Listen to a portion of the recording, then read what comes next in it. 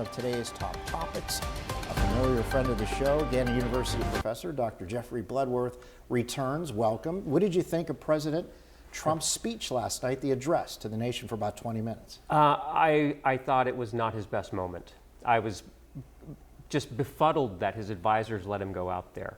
Set pieces are not his strength. They should have given him an audience. They should have given him an hour. That played to everything that Donald Trump is not very good at, and I think it showed. Yeah, he focused on the economy repeatedly, blaming his predecessor. So how did you react to that, the constant blame on President Biden? Well, I mean, look, that's not something that we're surprised with or by Donald Trump, but I really thought, this is the first time I thought Donald Trump sounded like a typical politician, honestly. The way he delivered it is not typical, but it was basically, it was Joe Biden 2.0. Don't you know what a good job I'm doing? And the other guy put me in this bad position.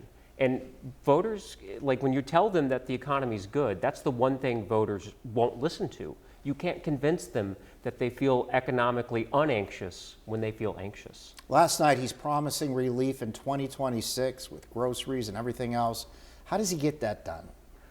Well, I think the Supreme Court might help him by striking down his tariffs. And if that happens, we could see a significant drop in prices. Now, Donald Trump might not like that as a policy kind of maneuver, but I look at 26 and I think the Supreme Court stepping in, striking down the tariffs, boosting the markets, and causing a rebound, right, economically, and also prices coming down.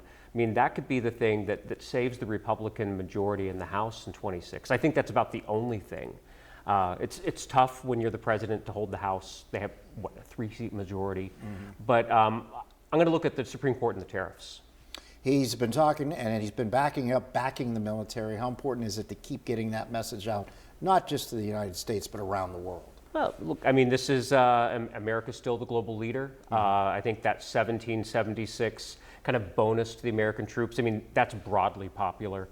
Nobody's against that. It's $1.5 billion, which, you know, the Pentagon spends by lunchtime. So, I mean, look, that was a highlight of the speech, and I think it's important for the United States to kind of exert its leadership vis-a-vis China and Russia. I wanted to get your take, Jeffrey, on the resignation today by Tom Eddy, the Republican chair locally. He told our Philip Ward it's a private family matter. He didn't want to get into it, but he has to make this move at this time. How will it change the local Republican Party with Tom no longer being there? Tom is a steady hand and a good guy. I've actually had him come into my classroom before, and I invite the Democrats and Republicans to come in and recruit, you know, for campaigns. And I think it's what we're going to see is a fight between the Trump wing and the non-Trump wing of who's going to head the Erie County Republican Party, because the post-Trump era is upon us. Donald Trump's never going to be on a national ballot ever again.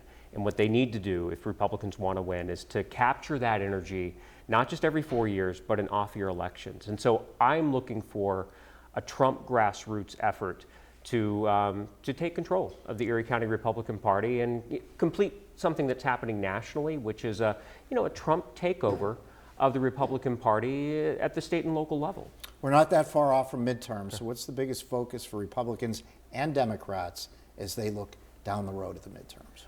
Well, I think what you need, if Democrats win the House, and I suspect that they will, what they need for 28 is to make sure that it's the Josh Shapiro wing of the Democratic Party who are the winners and are the face of the party heading into 2027 if they do indeed win.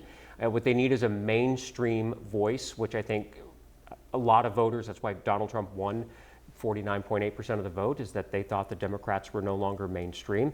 And for Republicans, they need to, be able to combine the Trump era with the post-Trump message and a post-Trump face that also that captures the grassroots energy that Donald Trump has kind of charted for the future for Republicans. And so, the Democrats need to turn a page, and Republicans need to maintain the page that they have, but also kind of pivot to the future. Jeffrey, great to see you as always. Thanks for stopping by. Enjoy the holiday. Yeah. All right, good to see you again. Let's take